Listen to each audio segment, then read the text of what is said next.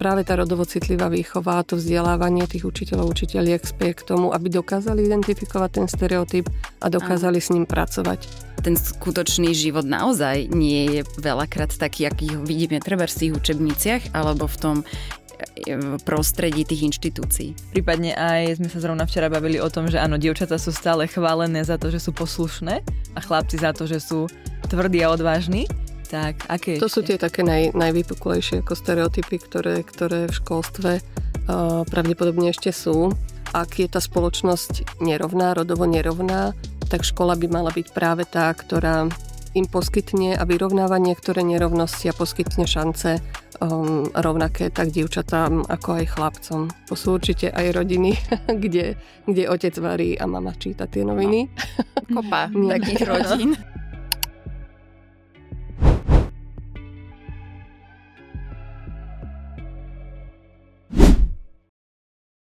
Ahojte. Ahoj. Stretávame sa dnes pri nahrávaní našej už 10. okrúhlej epizódy našho podcastu Nelinajkuj. Budeme sa venovať rodovo citlivej výchove a rodovým stereotypom. Sme tu dnes s Katkou Minarovičovou, ktorá je vlastne významnou odborníčkou v oblasti rodovo citlivej výchovy na Slovensku. Aktuálne pôsobí ako vedúca katedry občianskej výchovy na univerzite. Etickej občianskej výchovy. Na Univerzite Komenského. Je spolu s Monikou Bosou spoluautorka publikácie Rodovo citlivá výchova. A zároveň aj pôsobila ako výkonná riaditeľka občianskeho združenia SFEM. Tak ahoj Katka. Ahojte. A teda som tu aj ja, Juka, bývalá lektorka vo Frídu, členka interného tímu a množstvo ďalšieho, a Janka, zakladateľka Frídu, ktorá má v tomto období také špeciálne výročie zrovna súvisiace s touto témou. Janka, povedz nám. Áno. Hej, ja som si, ďakujem Juka. Akurát dneska spomenula vlastne, ak sme pri príležitosti toho, že ideme natáčať túto epizódu. Takže zrovna takto pred 20 rokmi to už je. Som dokončovala svoju diplomovú prácu na tému rodové stereotypy v učebniciach matematiky. Dokonca bol to kvantitatívny výskum, čiže som počítala a v akých povolaniach sa vlastne pôsobia muži, ženy, tiež aj v rámci rodiny, v rodinných vzťahov, otec so synom, a koľkokrát sa vyskytuje otec s dcérou napríklad a podobné takéto súvislosti, ktoré sa týkajú teda rodových stereotypov v učebniciach matematiky. A bolo to, vlastne diplomovú prácu som obhajovala na katedre, ktorou teraz ty si, Katka, vedúca, a zároveň vlastne tiež máme spoločnú známu a vlastne tvoju dlhoročnú kamarátku, s ktorou pôsobíš aj v organizácii SFEM, Moniku Bosu, ktorá vlastne aktuálne pôsobí ako profesorka na Karlovej univerzite humanitných štúdií, kde teda prednáša aj o rodovo citlivej výchove a o rodových stereotypoch. O feminizmoch v sociálnej práci, takže teraz pôsobí tam. Áno. A vlastne ja som ešte v roku 2000 sa s ňou stretla a bola ako keby mojou teda učiteľkou na tej strednej škole. Takže mám to teraz také poprepájané celé všetko, že zároveň my sme stále v kontakte aj vzhľadom na to, že ty pôsobíš na pedagogickej fakulte, my zamestnávame študentov z celej Univerzity Komenského, alebo dávame im takú prax, učia u nás, tak sme stále v kontakte. Boli sme spolu dokonca pred tými x rokmi, tými 20 rokmi sme spolu išli, doteraz si na to pamätám, ako sme diskutovali vo vlaku smerom do Prahy, kde sme sa zúčastnili obidve prvej československej feministickej konferencii s Katkou, veľmi rada na to spomínam. Takže potom sa nám nejako ako rozvinuli tie pracovné cesty. A my vo Frídu sa touto tému venujeme, je to moja srdcová téma.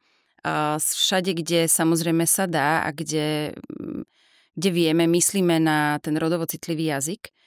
A aby sme to dostávali aj do našich materiálov, aj vlastne k lektorom, k lektorkám, aj v rámci ich verbálneho prejavu. A snažíme sa samozrejme pristupovať aj k deťom v rámci tej rodovo citlivého prístupu. A okolo toho je naozaj veľa aj odborných myšlienok alebo teda veci, ale o tom by sme sa vlastne chceli dneska baviť. Možno aj, čo sa za tých 20 rokov všetko zmenilo, lebo však veci sa menia. A možno aj, čo sa ešte stále nezmenilo. Uvidíme, že vlastne ako nám tie otázky budú nejak tak pekne plynúť a následovať a chceme sa vlastne tejto téme viac venovať v tomto dieli. Sme strašne radi, Katka, že si prijala pozvanie a že si tu, pretože vlastne nevieme si predstaviť ani, že lepšiu odborníčku na toto tému. Takže ďakujeme, že si tu. A ja ďakujem. Dobre. Katka, rovno začnem teda s prvou otázkou. Čo vlastne znamená rodovo citlivá výchova? Prečo je vôbec dôležité, aby sa o nej hovorilo? Rodovo citlivá výchova, Janka to tu už spomenula, trochu je vlastne taký prístup vo vzdelávaní, ktorý sa snaží nediskriminovať na základe rodu, pristupuje k dievčatám a chlapcom z takého hľadiska, aby ste k ním pristupovali na základe ich individuálnych nejakých daností a nie na základe toho, či sú dievčatá alebo chlapci. A je to zároveň taký prístup, ktorý sa snaží odstraňovať napríklad rodové stereotypy z výchovy a vzdelávania, vyrovnávať tie šance a nerovné šance žien a mužov vo vzdelávaní. Čo ťa osobne priviedlo k tejto téme? Mňa osobne k tomu priviedol asi zase časopis Aspekt, teba Monika Bosa, ale ja som sa tiež už na vysokej škole zaoberala témami, ktoré sa týkali násilia páchaného na ženách a to sa nieslo vlastne ruka v ruke s tým, že takisto aj násilie je veľmi často rodovo podmienené, takže tá téma ma začala zaujímať a zistila som, že veľmi veľa týchto nerovností, ktoré sú v spoločnosti, sa dajú meniť už v školskom prostredí a že aj školské prostredie je veľmi často rodovo nerovné.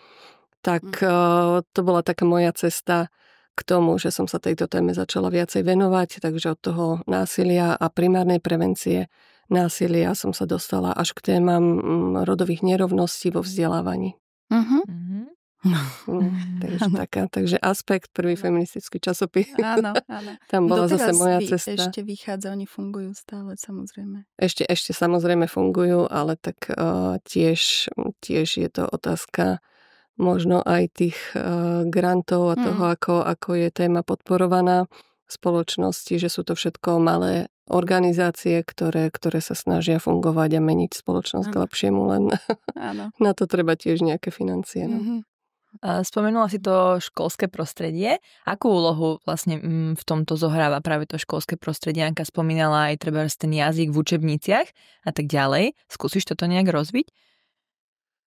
Tak čo sa týka školského prostredia, tak tam sú viaceré nejaké vrstvy, na ktoré sa dá nazerať z toho rodového hľadiska, z rodového aspektu, že kde sa tie nerovnosti prejavujú. Čisto už len keby sme šli o tých počtoch, ako ty si rátala v učebniciach ženy a mužov, mohli by sme aj my počítať, koľko žien a mužov pôsobí napríklad v školstve, na ktorých úrovniach, že vidíme, že čím vyšší stupeň vzdelávania, tým je tam tých mužov napríklad menej a viac žien na tých nižších stupňoch.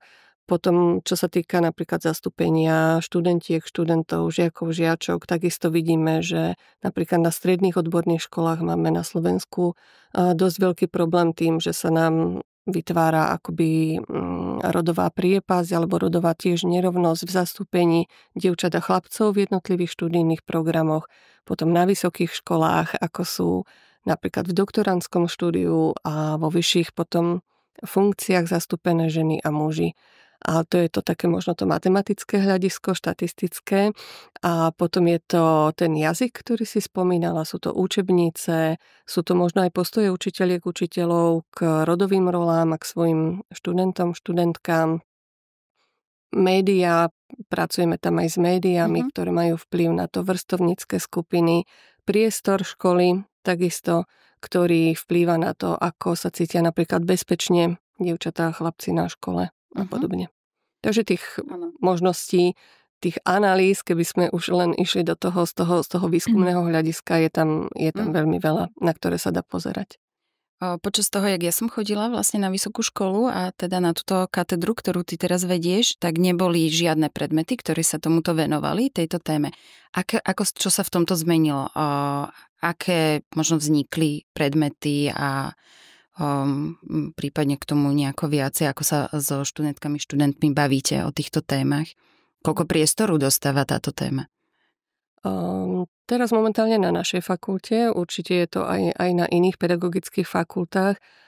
Máme v rámci učiteľského základu kurz rodové aspekty vzdelávania a výchovy, kde sa vlastne takou interaktívnou formou bavíme na jednotlivých hodinách, na jednotlivých kurzoch so študentkami a študentami na tieto témy.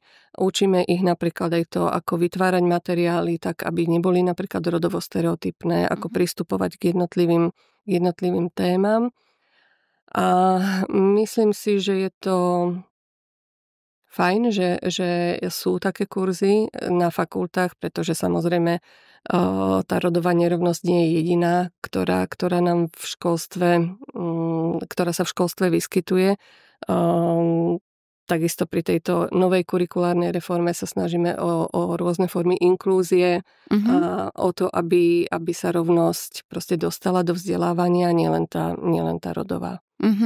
Tak ja si myslím, že treba pripravovať aj učiteľky, učiteľov aj na túto tému a v tejto oblasti, aby sa naplnila možno aj tá litera zákona, keď by sme sa bavili o tom, tak školský zákon alebo štátny vzdelávací program majú jedným z cieľov to, aby bola rovnosť medzi ženami a mužmi aj vo vzdelávaní. To znamená viesť možno aj k väčšej tolerancii. Máme študentky a študentov, takže určite treba na to pripravovať aj budúcich profesionálky v školstve. A si ako vlastne bývaš aj ty ako vedúca diplomových prác na túto tému, že venujú sa tomu na záver štúdia? Ešte stále sú, áno, že sú ešte stále témy, ktoré sa dajú samozrejme skúmať aj v rámci diplomových prác. Rôzne sú prepájané napríklad s témami výchovy k manželstvu a rodičovstvu alebo s aktívnym občianstvom. Takže sú. Že som smerovala k tomu, že či naozaj tí mladí ľudia proste sa tomu venujú, či chcú, majú záujem na tom, aby vlastne sa niečo dialo aj v tejto téme, aby bola stále v povedomí. Určite áno, tie kurzy sú naplňané, že nemáme núdzu o študentky a študentov. Áno. A so záujmom na ne si myslím, že chodia a ukazuje sa to aj v spätnej väzbe, ktorú vlastne dostávame pri hodnotení jednotlivých kurzov v rámci semestrov. No ale takisto sa ukazuje, že sa stále stretávajú aj oni, alebo sa stretli vo svojom živote so stereotypmi, s rodovými stereotypmi. A čo mne sa ukázalo a zdá sa mi zaujímavé a možno trochu smutné, že ďalšia oblasť, ktorú som ešte nespomenula, ktorá súvisí s touto témou, je napríklad oblasť kariérového poradenstva. Že už keď si decka vyberajú napríklad na základnej škole strednú školu alebo na strednej potom možno vysokú alebo to, čomu sa chcú venovať, tak ešte stále sa ukazuje, že vplývajú rodičia na svoje deti, ale aj škola. Často na nich tak, že ich odrádzajú napríklad od nejakého povolania, chlapcov napríklad od učiteľského povolania, pretože nám do toho vstupujú tie stereotypy, tie predstavy, že to nie je vhodné pre chlapcov, pretože oni sú tí, ktorí by mali vedieť uživiť rodinu a vieme, aký je plat učiteľský. Zároveň ja môžem k tomu dodať skôr ešte aj takú optimistickú možno štatistiku od nás z Frídu. Pred 10 rokmi sme mali možno 1-2 lektorov u nás ako v rámci toho doučovania, čo majú popri škole na celý školský rok. Teraz to bolo možno pred 10 rokmi. A teraz ich máme minimálne 30 za celý školský rok. Pribúda. Naozaj každý rok máme viac a viac chalanov. Veľmi, veľmi to vítame. Dokonca máme v rámci duálneho vzdelávania máme stredoškolákov, ktorí k nám chodia na ako tie administratívne práce sa z obchodnej akadémie vzdelávať, alebo teda robiť si prax. aj tam máme chalanov. Že snažíme sa aj my vlastne tým, že sme z tej učiteľskej oblasti tiež, tak aby sme privádzali čo najviac. Veľa z nich aj ide a inklinuje potom ďalej k tomu učeniu, že u nás si to tak nejak vyskúšajú a majú tú tendenciu, ale samozrejme je pravda, aby sme neboli na nejakom ružovom obláčiku, že áno, že častokrát idú potom robiť do nejakej komerčnej sféry, do korporátov, kvôli tomu, aby sa uživili, alebo teda, aby potenciálne uživili rodinu. Takže áno, je toto, že my nakoniec vidíme, že u nás vlastne je ten záujem aj od tých mužov, alebo teda chlapcov, že učiť proste iných, učiť deti. A zároveň tým, že už potom v praxi nemajú tú podporu, hlavne finančnú, a teda teraz sú nastavené tie výdavky tak, jak sú, alebo tá životná úroveň, tak neostávajú pri tom, žiaľ. Je to smutné. Ale ten záujem tam je, že to je škoda. No. A aké sú ešte iné stereotypy vo vzdelávaní alebo v školskej oblasti? My sme sa už veľakrát bavili napríklad o takých zadaniach, že stále je to, že mama varí obed a otec, neviem, stavia dom a je to také, možno toto môže byť stereotypné. Prípadne aj sme sa zrovna včera bavili o tom, že áno, dievčatá sú stále chválené za to, že sú poslušné a chlapci za to, že sú tvrdí a odvážni. Tak, aké to ešte? Sú tie také najvypuklejšie ako stereotypy, ktoré v školstve pravdepodobne ešte sú. My sme sa vo svojej práci vlastne snažili aj na vysokej škole alebo aj v tých organizáciách v SFM. Možno trošku odbočím, že neskôr sme začínali vzdelávaním, že sme sa snažili pracovať s učiteľkami, učiteľmi, aj so žiakmi, žiačkami. A potom sme vlastne zistili, že potrebujeme aj my vedieť, aká je situácia v tejto oblasti, tak sme začali s výskumami. No a v rámci tých výskumov aj napríklad analýz učebníc sa ukazuje, že sa to trošku mení, ale napríklad aj vďaka tomu, že keď prešli reformy napríklad v 2008, potom v 2015, že v tom 2008 roku, keď bola reforma základného školstva a stredných škôl, tak sa dostalo do kritérií na schvaľovanie učebníc. Jedno z tých posudzovaných pravidiel bolo, že by sa tam nemali vyskytovať práve stereotypy, ktoré súvisia napríklad aj s rolami žien a mužov. Tak to veľmi pomohlo, keď sa pozrieš aj na tie učebnice, možno keď si ty kedysi analyzovala matematiky, ja som zase robila učebnice občianskej náuky, tak aj čo sa týka napríklad obrázkov alebo textového materiálu, tak sa to posunulo, si myslím, že k lepšiemu. Ale samozrejme, že aj dnes sa môžu učiteľky, učitelia stretnúť aj s inými materiálmi alebo v učebniciach s nejakým stereotypom a je práve tá rodovo citlivá výchova a to vzdelávanie tých učiteľov, učiteľiek spie k tomu, aby dokázali identifikovať ten stereotyp a dokázali s ním pracovať. Upozorniť možno naň a vedieť sa vysporiadať s tým, že tam v podstate je a ďalej ho nereprodukovať, ale porozprávať sa o ňom, ak na taký natrafia, prípadne vytvárať také materiály, kde prinesú aj nejakú inú alternatívu a ukázať teda, že ten stereotyp nie je to jediné, čo v tejto spoločnosti napríklad funguje. Lebo sú určite aj rodiny, kde otec varí a mama číta tie noviny. Kopa takých rodín. Áno, aj to sa zlepšuje. To sme tiež rada poukazujem na taký príklad. Tiež je to už asi 20 rokov, keď sme robili ešte v rámci SFMu také vzdelávanie na strednej odbornej škole elektrotechnickej a pracovali sme práve s chlapcami v rámci aktívneho otcovstva, témy aktívneho otcovstva, ktorú sme prinášali vtedy do vzdelávania a tam sa nám vtedy ukázalo, že až jeden chlapec tej skupiny, asi 20, s ktorými sme vtedy robili, poznal vo svojom okolí muža, ktorý bol na rodičovskej dovolenke. V podstate vtedy v tom období ešte nebola ani legislatíva, aby vôbec muži mohli ísť napríklad na materskú alebo otcovskú špeciálnu, tá chvíľočku u nás fungovala. Tak sme pracovali s takými materiálmi, najmä zo škandinávskych krajín, kde boli fotky otcov, ktorí sa starali o svoje deti veľmi malé. že im varili napríklad, alebo boli s nimi cez deň doma. A tí chlapci normálne upodozrievali, že sú to fotokoláže, že neverili, že také niečo môže existovať, ale určite sa od tej doby už zmenila situácia. Vidíme viac mužov s kočikmi, viac mužov, ktorí čerpajú napríklad aj rodičovskú dovolenku alebo materskú, že sa striedajú so svojimi partnerkami a vychovávajú deti. V tomto je zrovna napríklad presne, že táto vec sa mi zdá, že sa posunula. Že sú veci, ktoré naozaj napredujú a progresujú a je to určite aj vďaka tomu, že sa to o tom rozpráva. Lebo ten skutočný život naozaj nie je veľakrát taký, aký ho vidíme treba v tých učebniciach alebo v tom prostredí tých inštitúcií.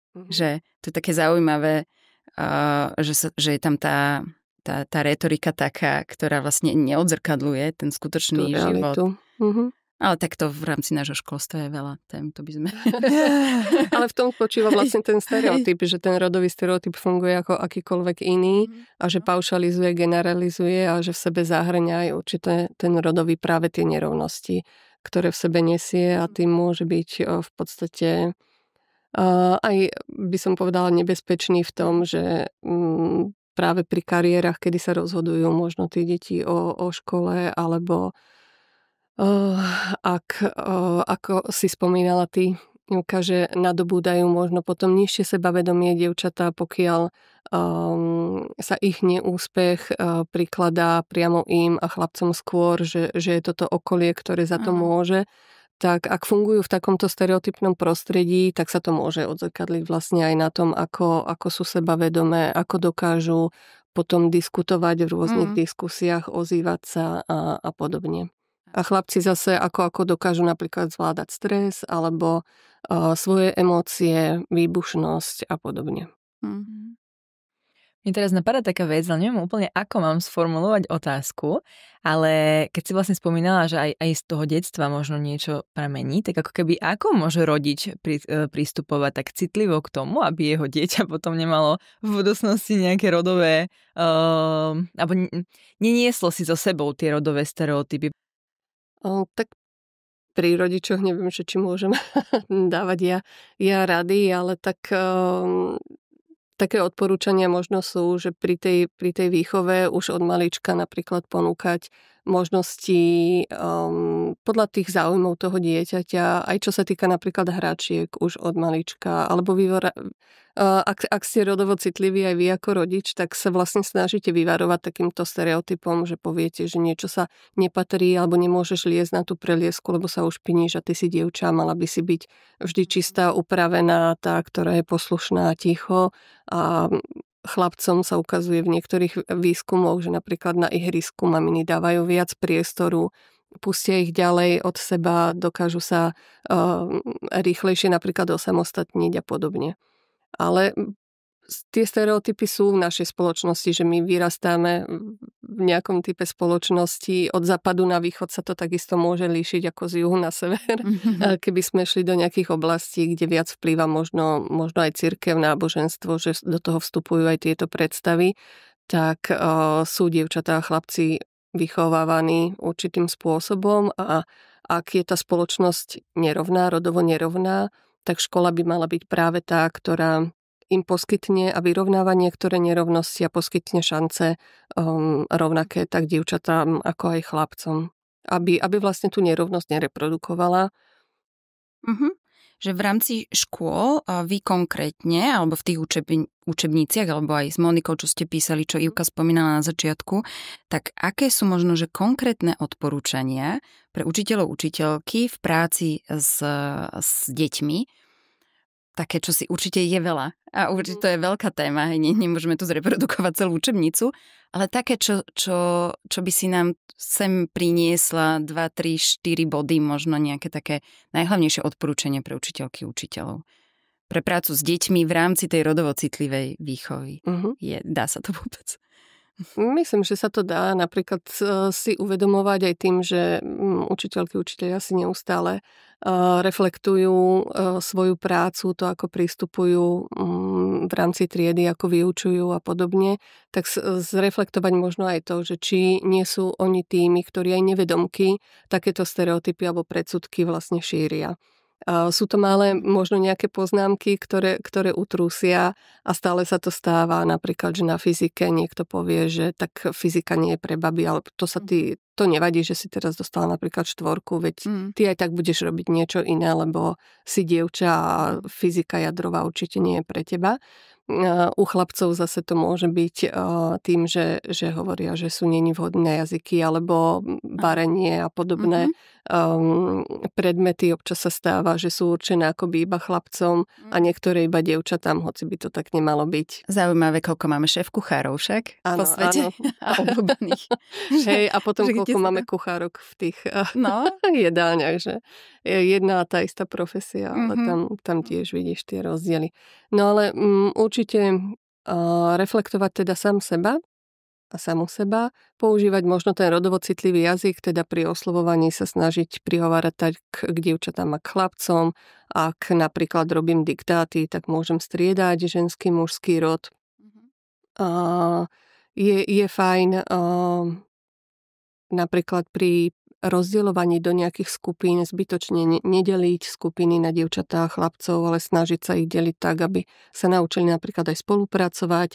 A potom sú to možno aj také veci, ak si deti medzi sebou volia, že nie som to ja ako učiteľ, učiteľka, ktorá určuje, kto má byť napríklad predsedničkou triedy alebo nástenkárkou, tak aj tam sa pozrieť, že či automaticky nevyberám tých chlapcov za tých, ktorí sú predsedami len preto, že chlapec sa asi skôr presadí, že či za tým nemám nejaký presne tento stereotyp alebo predsudok.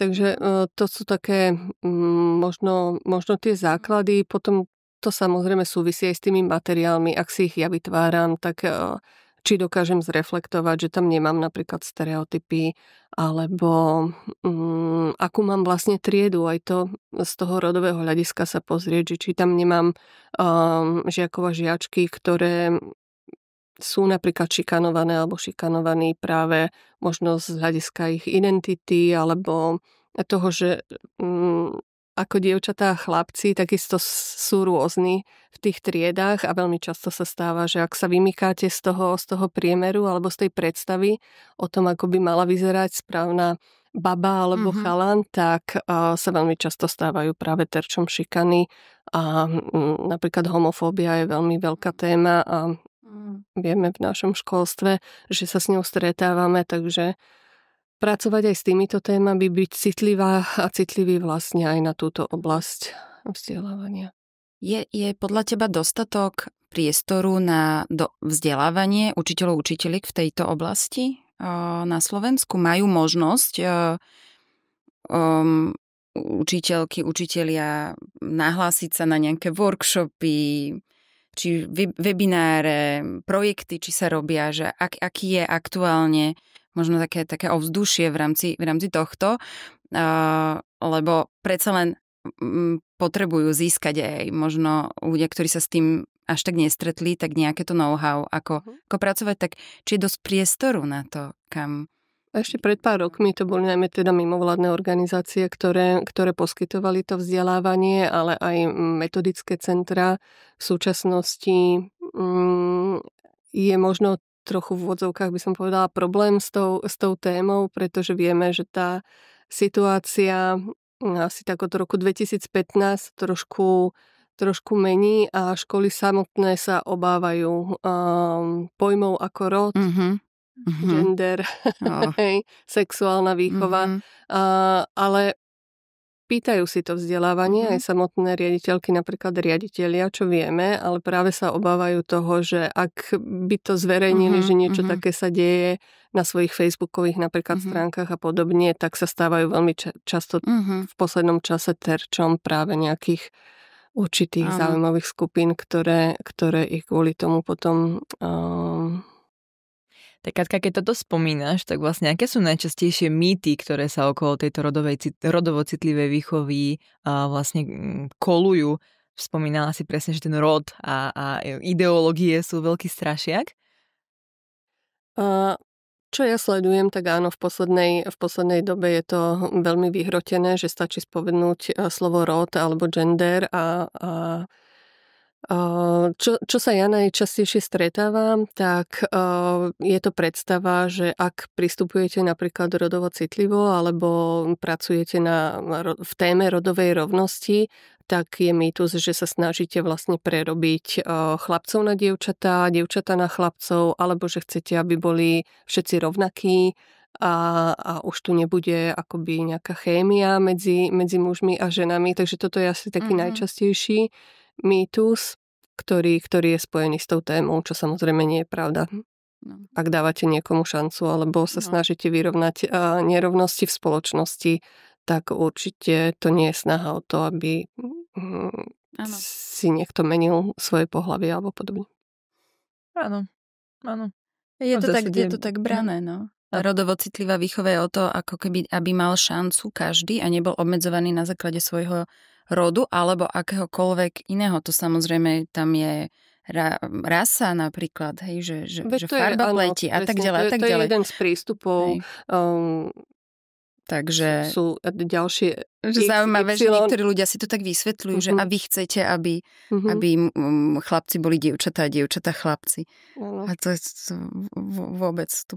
V rámci ďalších prierezových tém, ktoré máme vlastne povinné v štátnom vzdelávacom programe, od multikultúrnej výchovy, osobnostného sociálneho rozvoja cez výchovu k manželstvu a rodičovstvu, ktoré sú povinnými a mali by byť proste v triedach sa s nimi pracovať, tak si myslím, že toto je len jeden z mnohých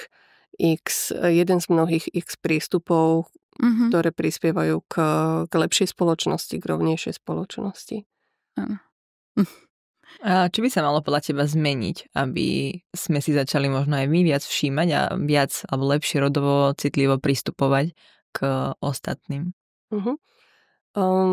Ten náš prístup v práci bol vlastne založený na tom, aj keď sme najskôr začínali pracovať s učiteľkami a učiteľmi, že ja sama si najprv zreflektujem to, v akej som pozícii.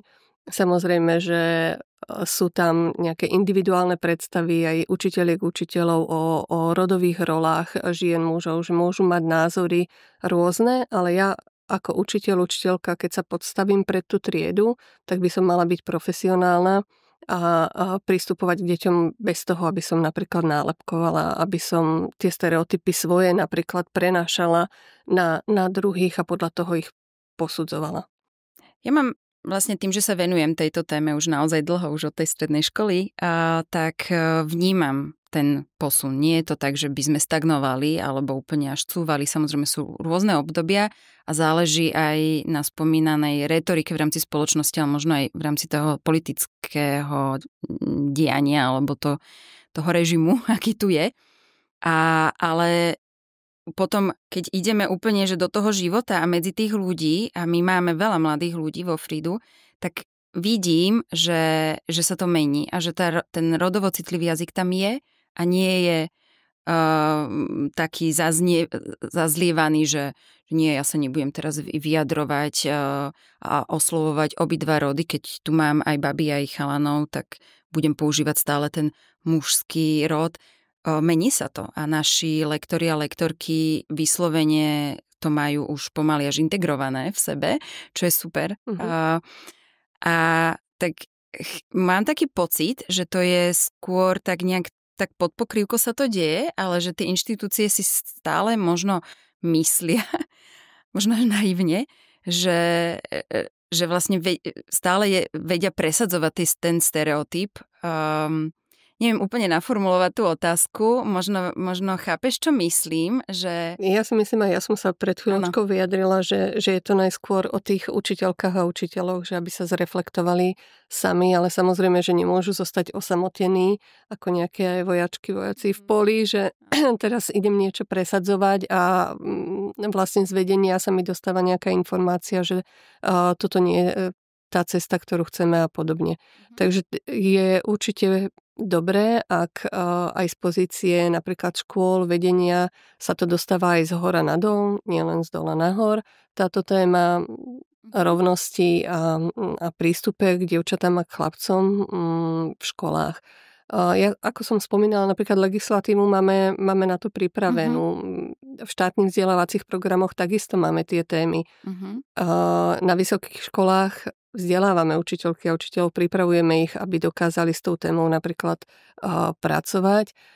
Otázne teraz je, či aj napríklad rodičia dôverujú učiteľkám a učiteľom ako profesionálom a dajú im šancu a veria, že v tej téme, aj v téme napríklad vzťahovej sexuálnej výchovy, že sú profesionálni a dokážu im odovzdať dobrý odkaz, že tam nerobíme niečo nekalé a čo chceme nejakým spôsobom akoby meniť ich deti skôr. Ak chceme napríklad meniť nejak spoločnosť, tak skôr k lepšiemu. Za mňa podľa mňa stačí už len, že takéto úplné minimum, čo môžeme pre tému robiť my ako ľudia, sami si navzájom, je začať o tom rozprávať, lebo myslím si, že o tom nie je až také veľké povedomie, respektíve zamyslieť sa nad tým presne, že idem osloviť učiteľky a učiteľov a tak ďalej, že to možno niektorým ľuďom ani nenapadne a ja som to tiež vlastne až vo Fridu našla a že pomaly, ako keby som sa s tým stotožnila a už sama sa zasústredím, keď poviem, že neviem, som člen tímu a potom si uvedomím, že ja som členka tímu.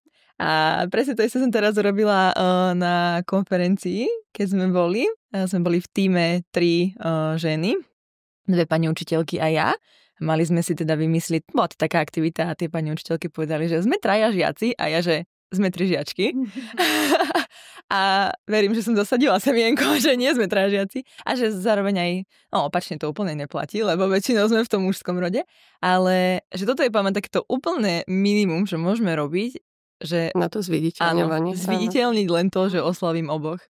Je zaujímavé, že veľakrát sa ženy oslavujú v tom mužskom rode. Že ja ako učiteľ zvyknuté a to hovorí to v sebe aj ten stereotyp to v sebe nesie, že tá profesia v tom mužskom rode ťa akoby dostane na trošku vyššiu žiaľ úroveň. Som manažer. Ja ako manažer a vlastne hovorí to žena. A to ale mne to už pichá, ako keby sa uši to už uvedomuješ, áno. Z toho pália. Áno, mám také, tiež mi to pripomínalo také zaujímavý fun fact zase z cvičenia. Chodievam na jogu a tam väčšinou sú ženy, ale už chodia aj muži. A je zaujímavé, jak tá cvičiteľka, ktorá je veľmi rodovo citlivá evidentne, pretože keď sú tam aj muži, tak oslovuje dvojrodovo. Že na tých mužov ako keby stačí tých dvoch, jeden. alebo stačí jeden dokonca. Jeden, áno, aj to som si všimla, bol jeden a bolo 10 báb a ona vlastne celú tú hodinu oslovovala dvojrodovo, lebo tam bol ten jeden muž. A to je taký zaujímavý. Že koľko ich treba, aby sa začal používať rodovo citlivý jazyk, lebo to sa zase ja smejem, ak sa hovorí o učiteľkách. Ak hovoria o učiteľkách, tak o nich naozaj hovoria takto rodovo citlivo iba v prípade, že sa hovorí o materských školách. Ako náhle by tam bol aj jeden, alebo možno máme 5 na celom Slovensku, tak stále sú to učiteľky materských škôl, ale keď už prejdete na základné školy, tak už sú to všetci učitelia. No, to je zaujímavé. A my keď sme robili analýzu stredných odborných škôl, ešte v 2008 roku, tak sme vlastne jednu publikáciu pomenovali učiteľky a riaditelia. A práve preto, aby sme poukázali aj na ten fenomén v školstve a v strednom odbornom školstve, lebo to sa týkalo stredných odborných škôl, že hoci tam bolo tiež zastúpených v niektorých odboroch a na niektorých školách viac učiteľiek, ale riaditeľom bol vždy muž. Hej.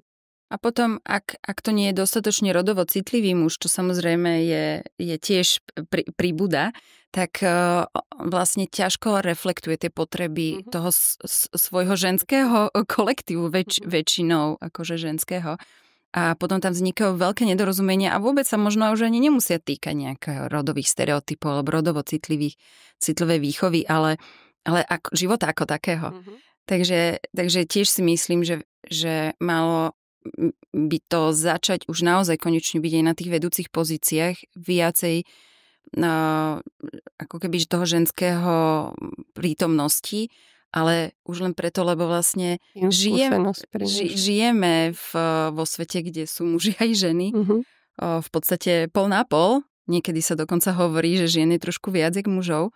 Takže by už len z tohto pohľadu toho, aby sme si viacej rozumeli, tak vlastne na tých vedúcich pozíciách by samozrejme mali dostávať priestor viacej ženy a týka sa to už od tej škôlky, ako sme hovorili, možno už od tej výchovy, ranej výchovy, kedy muži dostávajú, alebo chlapci prirodzene viac priestoru a dievčatá možno tak trošku menej na tú sebarealizáciu a potom sa to tiahne celý život. Takže to je zase taká téma, ktorá, to by sme sa tu mohli rozprávať dlho o tom. Takže tak za mňa si myslím, že je veľmi dôležité o tom sa baviť, lebo ide o život. A nie teraz nemyslím to tak kriticky, alebo teda tak nejak existenčne, ale reálne. Proste život je pestrý a v podstate vyrovnaný vo veľa sférach. Tak naozaj aj by sme to mali podporovať aj v rámci toho riadenia možno a toho jazyka a toho prístupu. Materiálov a prístupu v školách. Dobre, Katka, no a keby si mala vlastne jednou vetou alebo takým kratučko zhrnúť, prečo má tá rodovo citlivá výchova vlastne zmysel, tak ako by si to zhrnula? Že dá šancu všetkým vyniknúť v tom, v čom sú naozaj dobrí a čo by napríklad chceli robiť a nebude ich to limitovať len preto, že sú dievčatami alebo chlapcami. Super, Katka, ďakujeme naozaj, že si prijala pozvanie, pretože obe si myslíme, že toto je veľmi dôležitá téma a sme radi, že sme sa mohli s tebou o tom rozprávať a že si priniesla veľmi podnetné vety do diskusie aj do zamyslenia. Ďakujem aj ja za príležitosť. Určite sme nevyčerpali všetky témy, ale aspoň sme trochu načrtli. Áno. Teším sa, ďakujem. Ďakujeme.